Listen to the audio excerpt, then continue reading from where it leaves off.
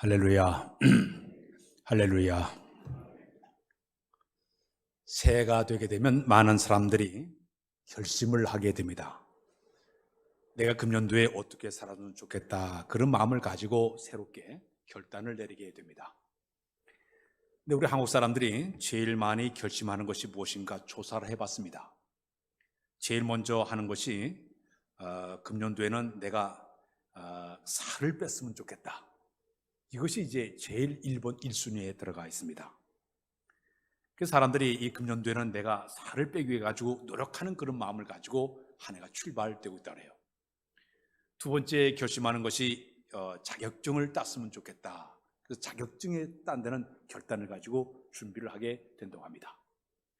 그 다음에는 외국어를 열심히 공부를 한다는 결심을 갖고 공부를 하는 사람도 있다고 합니다. 또 어떤 사람은 열심히 내가 돈을 모아서 집을 사야 되겠다, 뭐를 하겠다, 저축을 결심하는 그런 사람도 있다고 합니다. 그 가운데 사람들 가운데 제일 힘든 것이 바로 이 담배 피우는 거하고 이 술 마시는 것이 가장 끊기 어려운 것이 술과 담배 피우는 것이 힘들다고 그렇게 이야기를 하고 있습니다.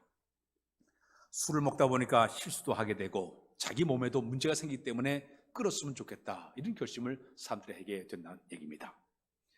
그런데 참 끊기 힘든 게 이 담배예요. 이 담배는 중독성이 있기 때문에 한번 손을 대게 되면 끊기가 상당히 어렵습니다. 여러분들이 잘 아는 것처럼 이 담배 연기 속에는 4,000여 종의 독성 화학물질이 그 속에 들어가 있다고 합니다. 그리고 43종의 발암물질이 그 속에 들어있기 때문에 담배를 피우게 되면 자연스럽게 암에 발병할 확률이 상당히 높다고 그래요. 생명을 10년을 더 앞당기는 이런 결과가 이 담배를 피울 때 그런 결과가 나온다고 이야기하고 있습니다. 전 세계 담배 때문에 한 400만 명 된 사람들이 일찍 세상을 떠났다고 합니다.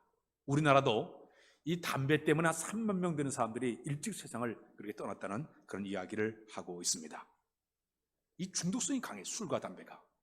근데 술과 담배만 중독성이 있는 줄 알았더니 이 마약에도 중독이 되게 되면 빠져나오기가 힘들다고 그래요.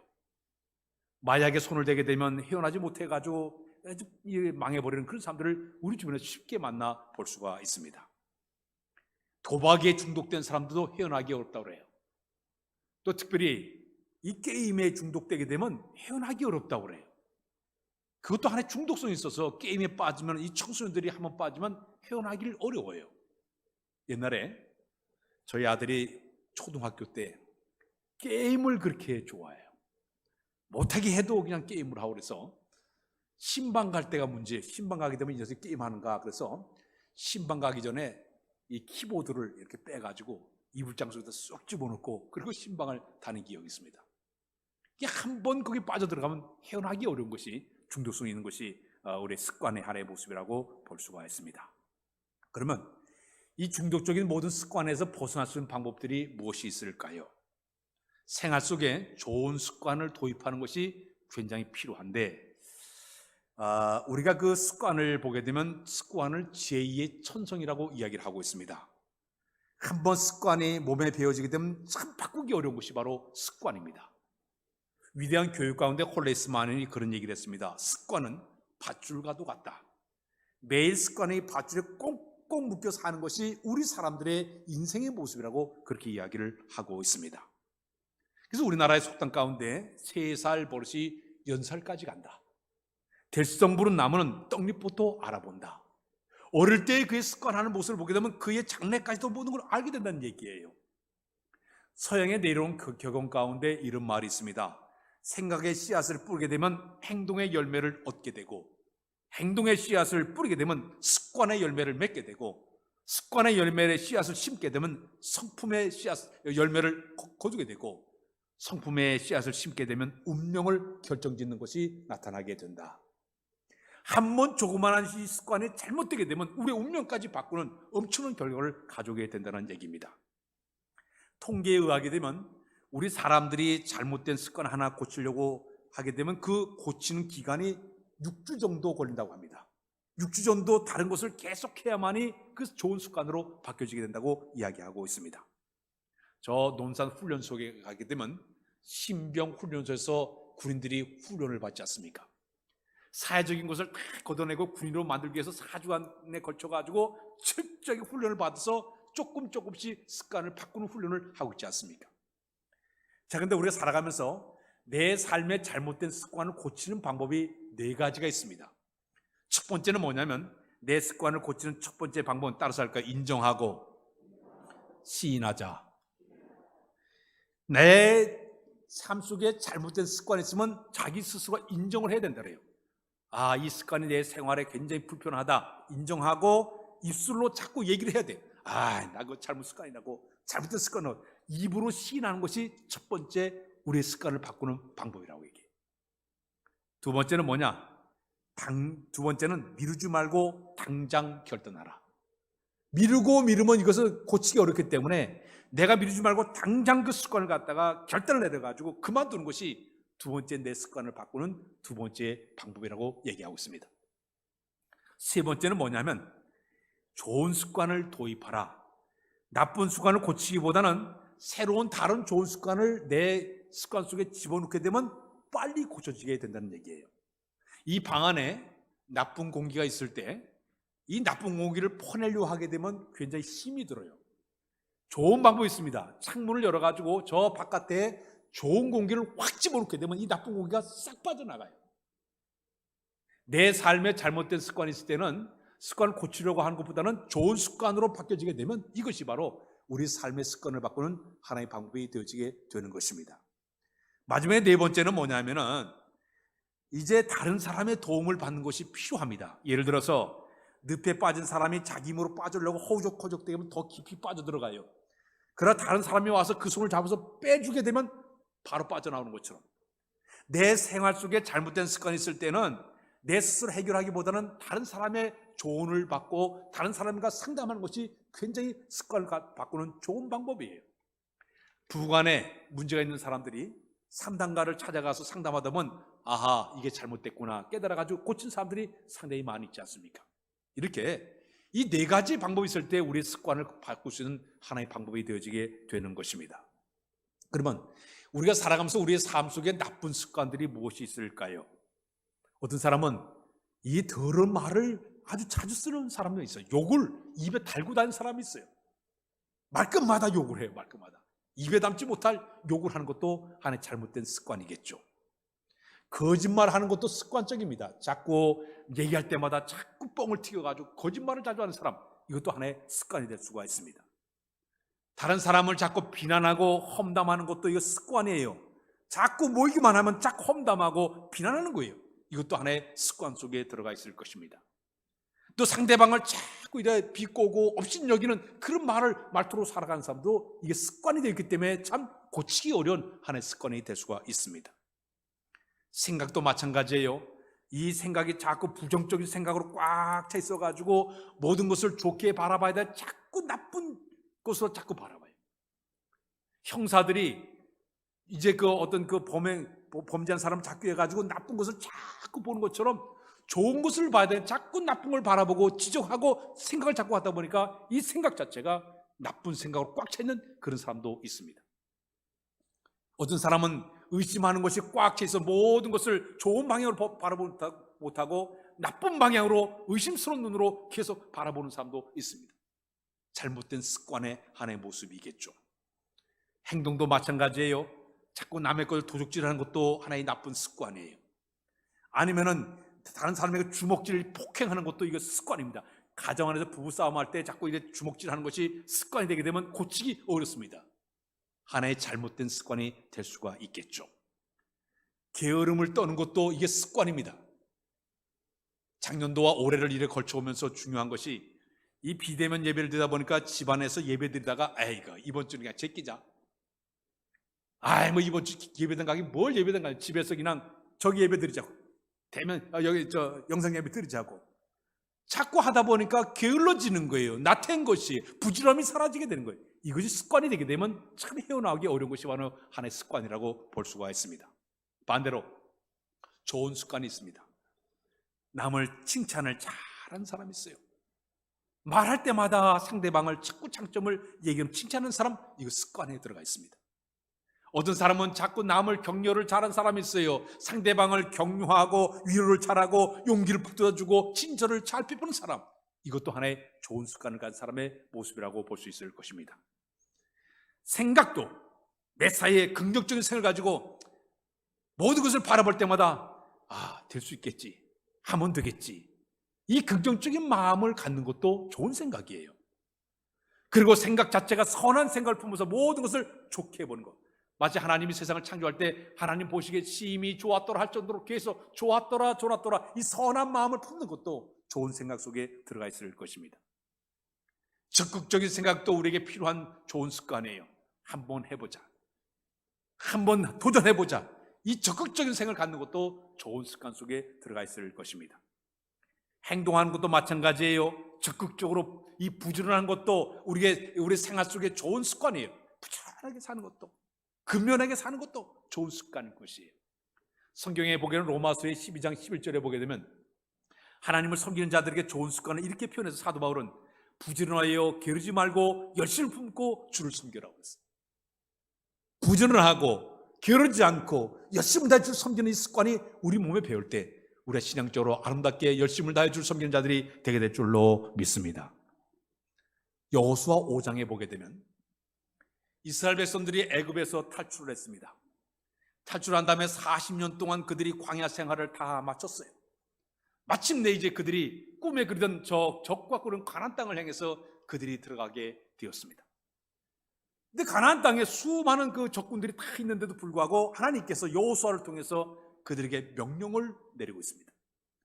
너희의 거룩한 땅에 들어가기 전 너희가 먼저 할 일은 너희가 스스로 선결하라 그랬어요. 이 땅을 먼저 밟기 전에 너희가 스스로 선결하라. 이 선결한 것에 제일 먼저 뭐를 요구했는가 하면 너희 남자들 가운데 모든 남자들은 전부 할례의식을 행하라 그랬어요. 할례의식을 행하라. 이 할례라는 것은 남성의 성기 끝을 표피를 잘라내는 것이에요. 한 일주일 동안 고통을 받아요. 지금 적군들이 다 노려보고 있는데 언제 전이 일어날지 모르는데도 불구하고 남자들이 그 모든 할례식을 통해서 스스로 정결함을 유지하라고 명령을 내립니다. 그때 이 백성들이 하나님의 명령 따라 여호수아의 명령 따라 그들이 남자들이 할례식을 행하죠. 할례식을 행한 다음에 여호수아 5장의 9절에 보게 되면 그곳을 길갈이라 하였더라. 길갈은 뭐냐? 애굽의 수치가 너에게서 떠났다는 의미예요. 그들이 애굽에서 오랫동안 살면서 자기도 모르는 가운데 애굽의 생활 속에 몸이 배었어요. 노예의 근성이 그들에게 꽉 찼었던 사람들이에요. 40년 동안 광야 생활하면서 하나님을 원망하고 불평하고 이렇게 했던 그 모든 대적하는 그 마음들이 근성이 꽉 찼던 사람들이에요. 이제는 옛 과거의 모든 모습을 다 굴러가게 만들고 새로운 마음으로 너희가 저 땅을 밟으라는 얘기입니다.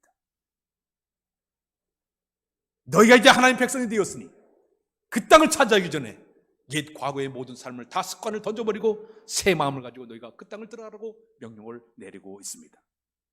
사랑하는 성도 여러분, 우리가 귀한 예수 믿었으면 우리는 새로운 삶이 우리에게 필요한 줄로 믿습니다. 옛날의 생각이나 옛날의 생활을 과감하게 다 던져버리고 새로운 출발이 있어야만이 길갈처럼 과거의 수치로운 것을 다 던져버리고 새롭게 출발하는 것이 우리에게 필요한 줄로 믿습니다. 성경 말씀에 보게 되면 이런 말씀이 있어요. 고린도후서 5장 17절 한번 띄워줬으면 좋겠네요. 시작. 그런즉 누군지 그리스도 안에 있으면 새로운 피조물이라. 이전 것은 지나갔으니 보라 새 것이 되었도다. 에베소 4장 22절 24절의 말씀이 있습니다. 우리 다 같이 읽으세요. 시작. 너희는 유혹의 욕심을 따라 썩어져가는 구습을 따른 옛사람을 벗어버리고 오직 너의 심령이 새롭게 되어 하나님을 따라 의와 진리의 거룩함으로 시험을 받은 새 사람을 입으라. 또 성경 말씀 가운데 로마서 12장 2절에 그런 말씀이 있습니다. 시작. 너희는 이 세대를 본받지 말고 오직 마음을 새롭게 함으로 변화를 받아 하나님의 선하시고 기뻐하시고 온전한 뜻이 무엇인지 분별하도록 하라. 예수 믿기 전에 있었던 네 과거의 모든 삶의 잘못된 부분들을, 잘못된 습관이나 생각을 다 버리고 이젠 새로운 마음을 가지고 새 출발하는 얘기예요. 기왕 예수 믿었으면 새 마음, 새로운 좋은 습관, 새로운 생각으로 출발할 때 그 예감이 평탄하게 이루어지게 될 줄로 믿습니다. 미국에 야구 선수가 한 명 있었습니다. 근데 이 야구 선수는 젊은 시절에 24살 그때에 아주 방탕하게 그렇게 살았어요. 근데 이 친구가 어느 날 예배당에 가서 청년 예배에 참석을 했는데 그날 그 예배를 통해서 뜨거운 하나님의 은혜를 체험했습니다. 하나님과 진정한 만남을 가졌습니다. 예배를 마친 다음에 이 청년이 이 목사님을 찾아가 상담했습니다. 목사님, 내가 인생 동안에 너무너무 느끼지 못한 큰 은혜를 내가 받았습니다. 정말 나는 하나님을 위해서 남은 평생 살겠습니다. 내가 하나님께 쓰임 받으려면 어떻게 내가 인생을 살아야 될까요? 하고 상담을 했습니다. 그때 목사님께서 그 청년에게 그런 얘기를 했습니다. 당신이 하루에 1시간만 투자하면 하나님을 위해서 위대한 삶을 살 수 있다고 얘기했습니다. 그 1시간을 뭐로 속였는가 하면 당신이 하루에 15분 동안을 말씀을 묵상하는 시간을 가지십시오. 두 번째 15분 동안은 열심히 하나님 앞에 기도를 하십시오. 말씀을 붙잡고 열심히 15분 동안 기도하십시오. 그 다음에 15분 동안은 당신이 만난 하나님을 다른 사람들에게 열심히 15분 동안 전하십시오. 마지막 15분 동안은 당신이 선한 하나님을 위해서 선한 일에 실천하는 그런 삶을 살으십시오. 그 청년에게 얘기를 했습니다. 그러면 하나님께서 당신을 평생 동안 쓰임받는 사람으로 사용해 주실 것이라고 얘기했습니다. 24살의 그 청년은 그 목사님 말씀을 그대로 듣고 실천했습니다. 하루에 1시간씩 성경을 묵상하고 기도를 하고 자기가 만난 하나님을 단순하게 소개를 하고 선한 일을 힘쓰면서 매일매일 살아가는데 그의 삶 속에 엄청난 변화가 일어나면서부터 장장 그는 49년 동안 그런 삶을 살아 열심히 다른 삶을 전도했는데 그의 49년 동안 90만 명을 전도한 사람이 되었습니다. 그 사람이 바로 윌리엄 애슬리 썬데이라는 사람이었습니다. 평신도였어요. 그는 하루에 1시간을 투자해서 그의 삶에 엄청난 변화를 만들어낸 것이. 지난 주일날 제가 이 새벽 예배 시간에 그런 얘기를 했습니다. 여러분, 하루 동안에 주님을 생각하고 묵상하는 시간을 얼마나 가졌습니까? 얘기했습니다. 여러분, 일주일 내내 살아오면서 하루 동안에 내가 주님을 생각한 적이 얼마나 있었습니까? 저 생 속에서 그 바쁘게 살다가 힘들게 살다가 주일날 이 1시간 요 예배만 나와가지고 주님만 생각하는 이런 사람은 혹시 되지 않았습니까? 늘 주님을 가까이고 주님 앞에서 내가 온전한 신앙의 아름다운 습관을 갖는 여러분들의 모습이 되어야 될 줄로 믿습니다. 저는 금년 한 해 동안 살아가면서 우리 성도들이 영적인 성숙과 영적인 풍성한 삶을 살기 위해서 여러 가지 습관을 소개하려고 합니다. 오늘은 한 가지만 얘기를 하려고 합니다. 오늘 이 빌립보서는 누가 썼는가 하면 사도 바울이 이 빌립보서를 쓰게 되었습니다. 온도를 조금 내려주세요. 이 사도 바울이 빌립보 감옥에서 이제 재판을 받아 언제 죽을지를 몰라요.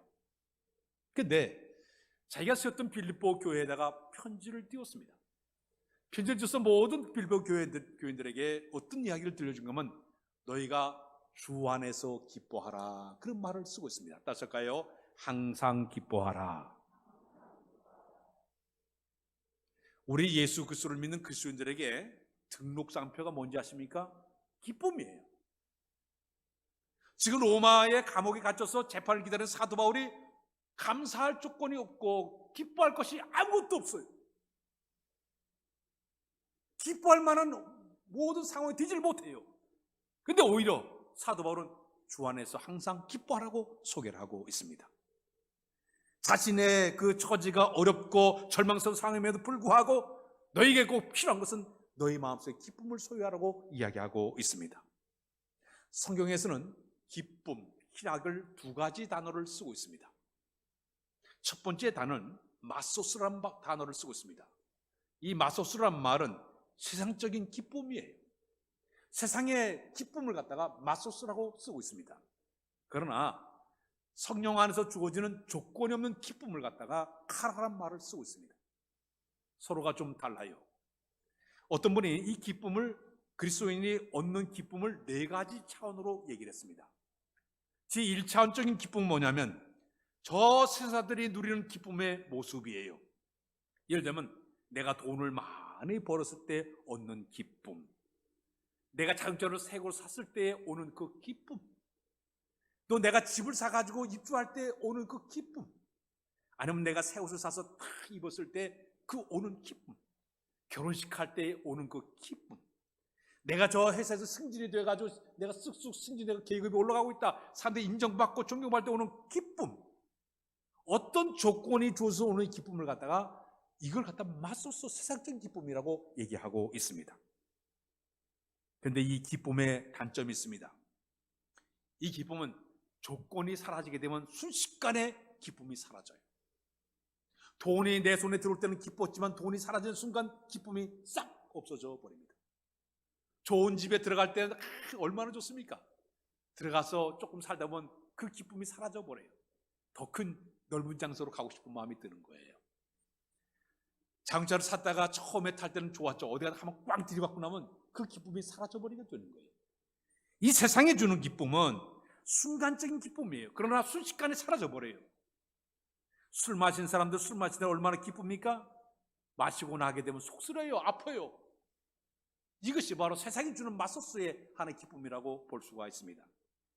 그러나 두 번째 기쁨이 있습니다. 이건 2차원적인 기쁨이에요. 이것은 카라, 성도들에게 주시는 기쁨의 모습이에요. 세상적 조건이 아무것도 없는데도 불구하고 내 마음속에 기쁨이 차오르는 게 있습니다. 근데 이 카라의 기쁨은 성령께서 주시는 기쁨이에요. 성령이 우리 가운데 임하시게 되면 나도 모르는 가운데 조건이 없는데도 불구하고 내 마음속에 기쁨이 차오르는 것이에요. 우리 찬양 한번 할까요? 내게 샘솟는 기쁨, 내게 샘솟는 기쁨, 내게 샘솟는 기쁨 넘치네. 할렐루야. 내게 샘솟는 기쁨, 내게 샘솟는 기쁨, 내게 샘솟는 기쁨 넘치네. 로마서 14장 17절에 보면 그런 말씀이 있습니다. 하나님의 나라는, 다 같이 읽어 시작. 하나님의 나라는 먹는 것과 마시는 것이 아니요 오직 성령 안에 있는 의와 평강과 희락이라 그랬습니다. 예수 그리스도를 섬기는 자들은 하나님 주시는 기쁨을 내 마음속 소유할 수가 있어요. 세상이 주는 기쁨이 아니라 하나님께서 주시는 성령을 통해 주시는 기쁨이 우리 가운데 딱 찾아 들어오게 되는 것이에요. 그 기쁨이 내 마음 속에서 펑펑 솟아오르게 되는 것이에요. 예를 들면 가령 길을 가다가 괜히 배가 고팠습니다. 지갑을 열어보니까 5,000원이 있어. 밥을 사 먹겠다. 식당 안에서 걸어가는데 이렇게 보니까 길가에 어떤 사람이 아주 배가 고파가지고 구걸하는 사람을 봤습니다. 생각을 바꿨습니다. 그 사람을 데리고 식당에 들어갔어요. 식당에 들어가서 5,000원 주고 밥을 사가지고 그 사람에게 먹였습니다. 그분이 허겁지겁 먹는 모습을 보면서 내 마음에 기쁨이 싹 차오르는 거야. 내가 5,000원을 내가 투자를 했는데 저 사람 먹는 모습을 보니까 내 마음에 뿌듯한 기쁨이 있는 것. 이 기쁨이 바로 카라의 기쁨. 내가 5,000원을 잃어본데도 불구하고 내가 먹을 것을 저 사람 대신 먹어준데 내 마음속에 기쁨이 있는 것.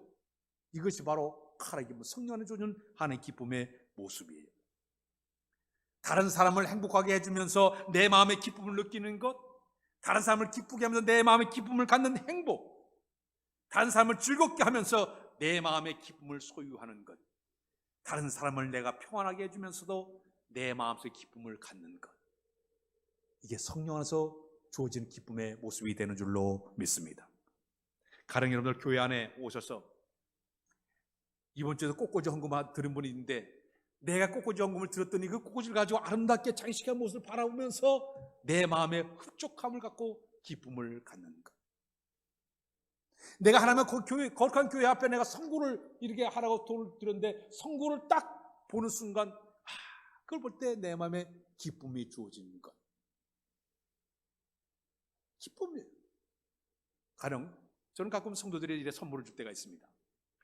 넥타이를 이렇게 선물을 받으면 그 주에는 반드시 그 넥타이를 맵니다. 왜?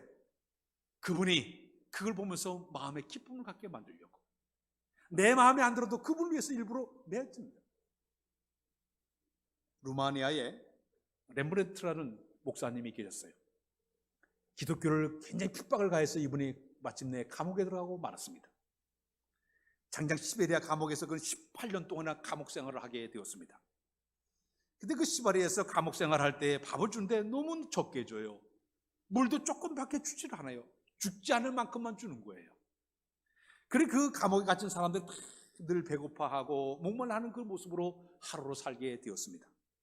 근데 이 범브라트 목사님은 갇힌 사람들을 위해서 자기 밥의 10분의 1을 일부러 떼어가지고 옆 사람에게 나눠줬습니다. 물도 조금 따라가지고 다른 사람에게 조금씩 주기 시작했습니다. 줬더니 다른 사람들이 먹는 그 모습을 바라볼 때 자기 마음속에 즐거워요. 기쁨이 있어요. 아니 내가 다른 사람에게 이 조금 밥을 떼어준데도 그들이 먹는 모습을 보면서 자기 마음속에 기쁨이 차오르는 것. 그러다 보니까 그 방 안에 그 감옥에 있는 모든 사람들이 천국으로 바뀌어지는 모습이 되어지더라. 영적 기쁨, 바로 가장 기뻐하는 그런 기쁨이 우리에게 주어질 때 가능한 줄로 믿습니다. 세 번째는 3차원의 기쁨이에요. 이 3차원의 기쁨은 그리스도인들에게만 주시는 하나님의 놀라우신 선물의 기쁨이라고 볼 수가 있습니다. 누가복음 17장 10절에 보게 되면 이런 말씀이 있어요. 우리 성경을 한번 띄워줬으면 좋겠는데, 다시 시작. 70인이 기뻐 돌아와 이르되 주여 주의 이름이면 귀인들도 우리에게 항복하더이다. 우리 예수님이 70명의 전도를 파송했습니다.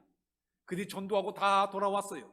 각자가 여러 가지 얘기를 쫙 얘기하는데, 주님 우리가 나가 전도할 때 주의 이름을 딱 선포하니까 귀신들이 항복하더이다 와서 막 보고했습니다.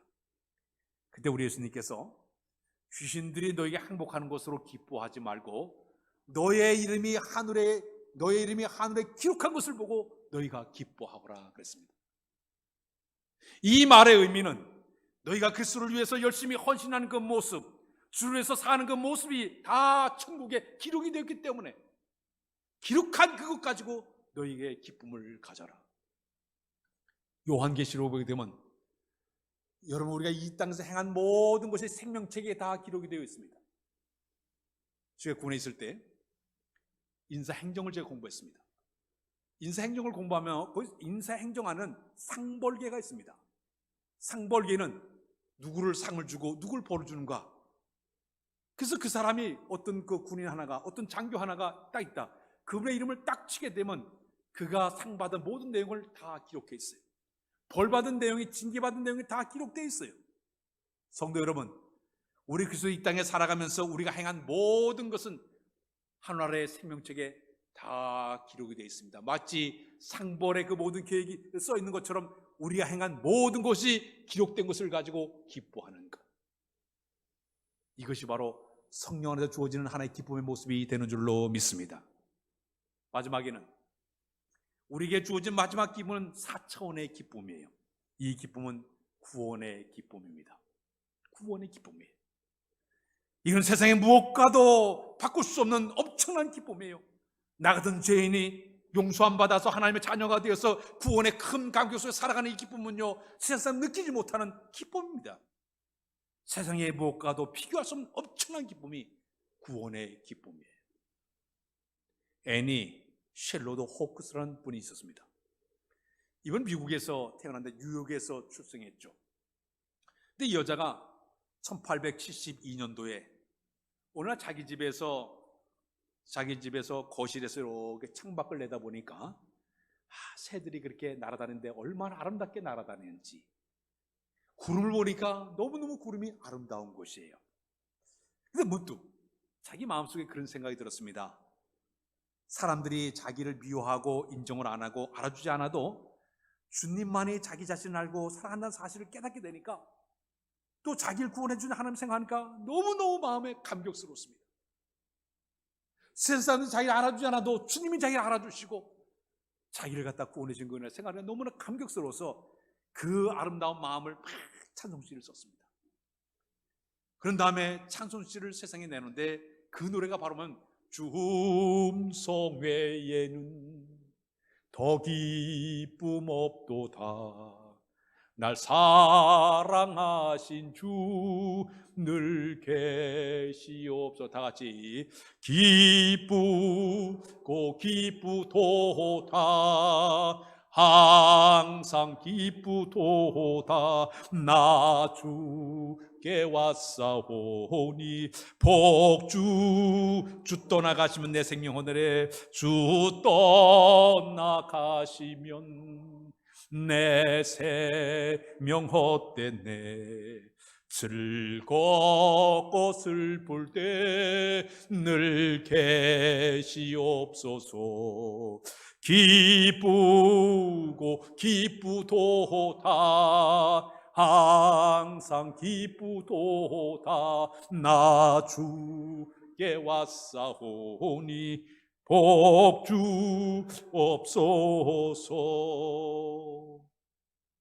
나 같은 죄인을 구원하신 내를 생각하니까 너무너무 감격스러워서 우리 하나님께 구원의 찬송을 부르지 않았습니까? 올 한 해가 출발되면서 우리에게는 이 네 가지 기쁨이 우리 가운데 있어야 되는데, 그 가운데 구원의 참된 기쁨, 성령께 주신다는 참된 기쁨이 우리 마음속에 넘쳐날 때, 이걸 습관화 만들어갈 때 우리 자체에 참된 기쁨과 은혜의 역사가 있게 될 줄로 믿습니다. 하나님의 뜻을 믿습니다. 장례식장에 갔더니 시체가 세 구가 있었습니다. 근데 이 시체를 보니까 이 세 명의 시체가 한결같이 아주 크게 웃다가 세상을 떠났어요. 첫 번째 시체는 로또 복권에 당첨돼 가지고 너무 기뻐 가지고 깔깔깔 웃다 심장마비로 죽은 사람이에요. 두 번째 시체를 보니까 아들이 3번 낙방을 했는데 서울대에 3번째 합격이 돼 가지고 너무 기쁜 나머지 웃다가 심장마비로 세상을 떠났어요. 세 번째 사람을 보니까 벼락 맞고 세상을 떠났어요. 근데 이 사람은 벼락 맞을 때 번쩍하는데 사진 찍는 줄 알고 치즈하다가 세상을 떠났대.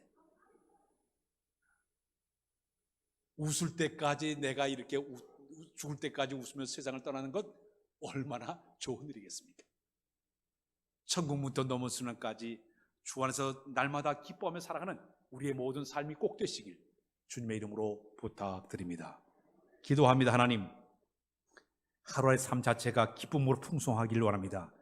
주의 영이 우리 마음에 강하게 임재하사 영적인 기쁨을 소유하게 하시고 늘 저와 샘솟는 기쁨을 가지고 살아가는 우리를 모두 삼아 인도하여 주옵소서. 기쁨이 습관화되도록 인도해 주옵소서. 예수 그리스도의 이름으로 기도하옵나이다. 아멘.